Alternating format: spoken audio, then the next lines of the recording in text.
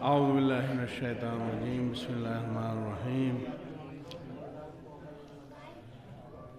ظاہراً محفل اپنے اختتام پر پہنچ چکی ہے اور بس چند دعائیہ کلمات، بہت کچھ عرض کرنا چاہتا تھا لیکن کچھ احساس ہو رہا ہے تھوڑا سا۔ اور دیکھیے، امام علیہ السلام کی زندگی پر آپ توجہ دیں تو آپ کو اپنے لیے راستہ چننے کا سب سے بڑھیا منہج اور طریقہ امام رضا علیہ السلام کے بعد والے اماموں میں ملے گا۔ یعنی میں کس حوالے سے عرض کرنا چاہتا ہوں اسے سمجھنے کی ضرورت ہے۔ یعنی آج ہم اقلیت میں تقریباً دنیا میں، اور اس کے علاوہ جو بندشیں ہیں، پابندیاں ہیں، ساری چیزیں ہیں، وہ چیزیں امام رضا علیہ السلام کے بعد حاکمان وقت نے زیادہ کرتی تھی۔ اس کے بعد تمام ائمہ کو موقع ہی نہیں ملا کہ وہ کھل کر کے زندگی جی سکیں، قید خانوں میں رہے یا چھوٹی عمریں رہیں اس طرح سے۔ تو اس طرح سے دیکھیں، امام کی کل زندگی 25 برس کی ہے۔ امام کی زندگی کل 25 برس کی زندگی ہے، اور آپ 7 برس میں امام بن جاتے ہیں۔ 7 برس میں امام بن جاتے ہیں۔ اعتراض کہ 7 برس کا بچہ اور امامت جیسا منصب، امام بنے، ہادی بنے، رہنما بنے۔ ابھی جن کے عقیدے کمزور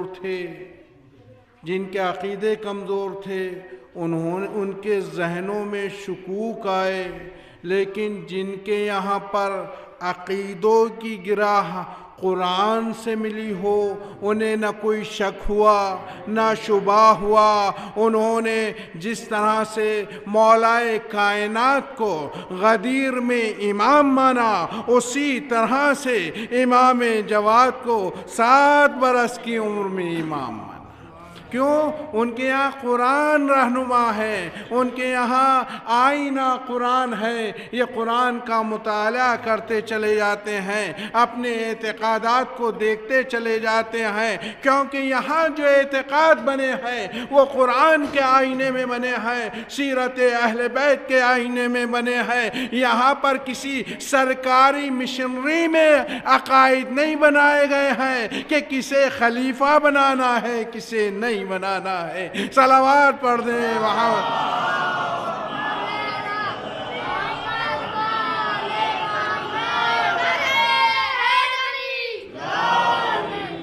تو امام رضا علیہ السلام کی شہادت واقع ہوتی ہے۔ امام جواد علیہ السلام 7 برس کے ہیں۔ مسئلہ پیچیدہ کہ 7 برس کا بچہ امام بنے گا۔ ایک مرتبہ سب اپنے سوالات لے کر کے آتے ہیں، مگر ان سے اتنا ہی کہنا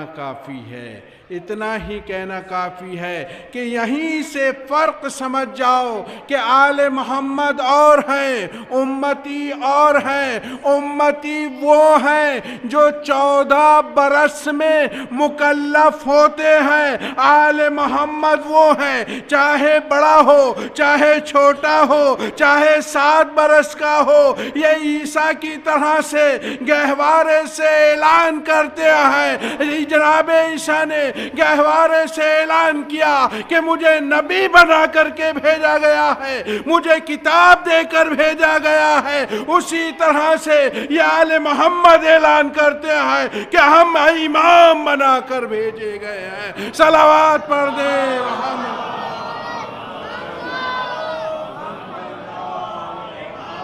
تو اس چھوٹی سی عمر میں امام نے زندان میں ہے۔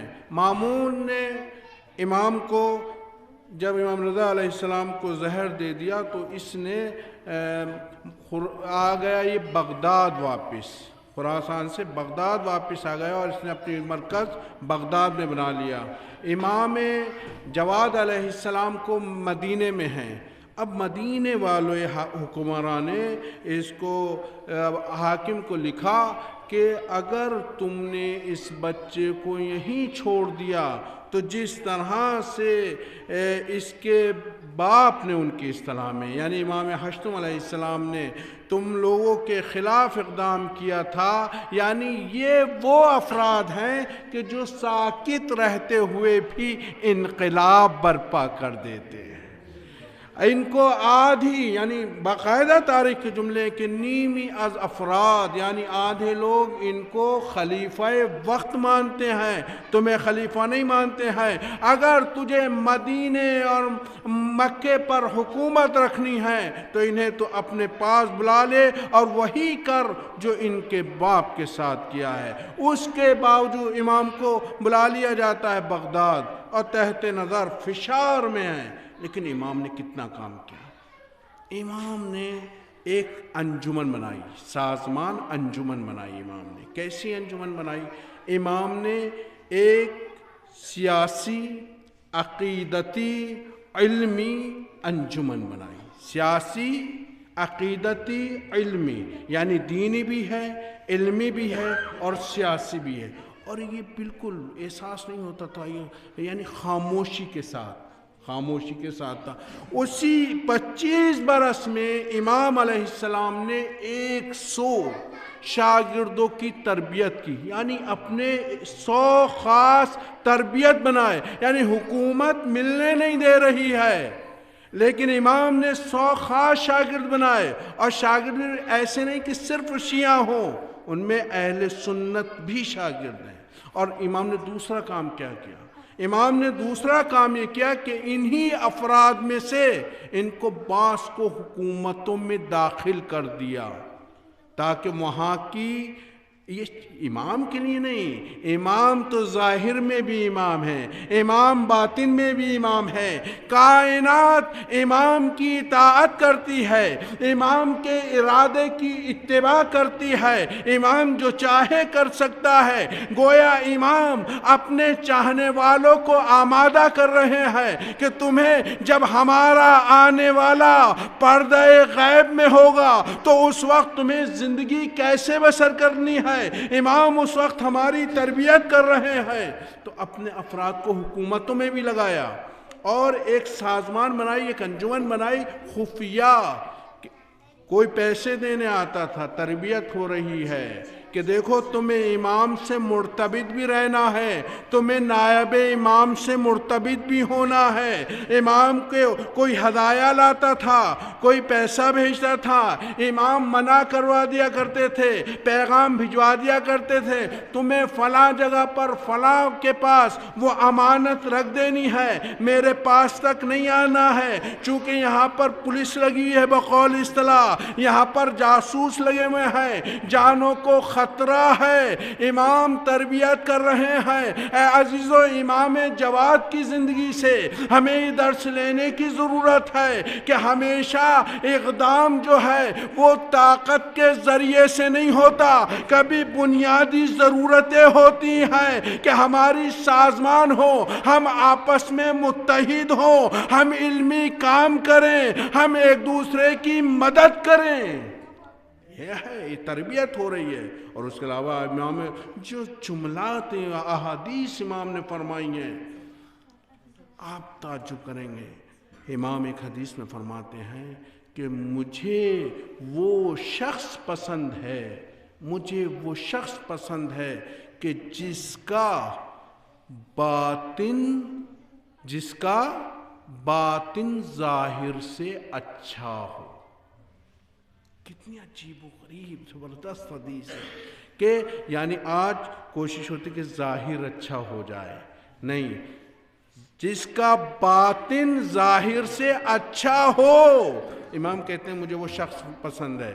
اس کے علاوہ اسی مفہوم کے ساتھ امام علیہ السلام فرماتے ہیں، آپ فرماتے ہیں کہ جس کام کے لیے تمہاری طبیعت نہ کر رہی ہو، دل نہ کر رہا ہو، اور وہ کام کر رہے ہو، لیکن دوسری طرف تمہارا دل چاہ رہا لیکن تم اس کام کو کر نہیں رہے ہو، تو تمہارا جس چیز کو دل چاہ رہا ہے اس کی اہمیت میرے نظر میں زیادہ ہے۔ یعنی جو کچھ بھی کرنا چاہتے ہو وہ دل سے کرو۔ ہم نماز تو پڑھ رہے ہیں لیکن نماز کی طرف رغبت نہیں ہے، خدا نخواستہ ریاکاری کے لیے، دکھاوے کے لیے ہم مدد تو کر رہے ہیں لیکن دل ہمارا مدد کے لیے تیار نہیں ہے۔ یعنی جس کام کے لیے دل تیار نہ ہو وہ کام اثر بخش نہیں ہوتا، بلکہ ضرورت اس بات کی ہے کہ اللہ کے آگے ظاہر مت جھکاؤ بلکہ اپنے دلوں کو جھکاؤ۔ یعنی جس وقت دل جھک جائیں گے اس وقت اثر ہوگا، اور اگر دل نہیں جھکے چاہے کتنا بھی کچھ ہو جائے اس میں اثر پیدا نہیں ہو سکتا۔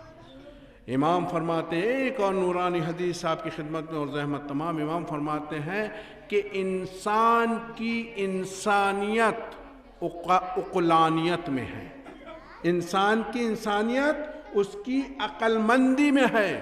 اور پھر امام فرماتے ہیں عقل مندی کاہے میں ہے؟ پھر امام فرماتے ہیں کہ انسان کی عقل مندی یہ ہے کہ وہ اعتدال اور عدل سے کام کرے، یعنی اپنی قوہ کے درمیان میں عدل کا ملاحظہ کرے۔ اگر کسی بھی چیز میں آگے بڑھ گیا، کسی چیز کو پیچھے چھوڑ دیا تو یہ انسان سالم نہیں ہو سکتا۔ ہوتے ہیں اس کے لوگ مریض ہو جاتے ہیں بعض اوقات، بعض لوگ ہوتے ہیں کہ وہ کسی پہلو کو چھوڑ دیتے ہیں اور کسی پہلو میں آگے نکل جاتے ہیں، وہ خطرناک ہوا کرتا ہے۔ پروردگارا اس روز مسعود میں پروردگارا ہمیں اس طرح بنا جس طرح تیری خود مرضی ہو۔ پروردگارا ہمیں سچا مطیع اہل بیت علیہ السلام قرار فرما۔ یا اللہ امت مسلمہ کو متحد ہونے کی توفیق عنایت فرما۔ پروردگارا ہمارے ملک میں اور ساری دنیا میں امن و امان قائم فرما۔ یا اللہ انسانیت کو آپس میں ایک ساتھ رہنے کی توفیق عنایت فرما۔ یا اللہ بحق محمد آل محمد تجھے واسطہ ہے اس مولود کا، جو مومنین پریشان حال ہیں ان کی پریشانیوں کو دور فرما۔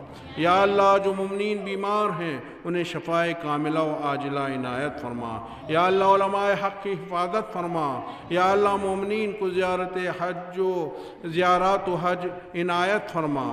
یا اللہ امام کے ظہور میں تعجیل فرما۔ ربنا تقبل منا انک انت السمیع العلیم۔ سب مل کر کے سلامتی امام زمانہ جل اللہ تعالی فرج و شریف کی دعا کرتے ہیں۔ بسم اللہ الرحمن الرحیم۔ اللہم کل ولیک حجت ابن الحسن صلواتک علیہ وعلی آبائہ فی هذه الساعة وفي كل ساعة وليا وحافظا وقائدا وناصرا ودليلا وعينا حتى تسكنه أرضك طوعا وتمتعه فيها طويلا۔ اللهم صل على محمد مبارك إن شاء الله۔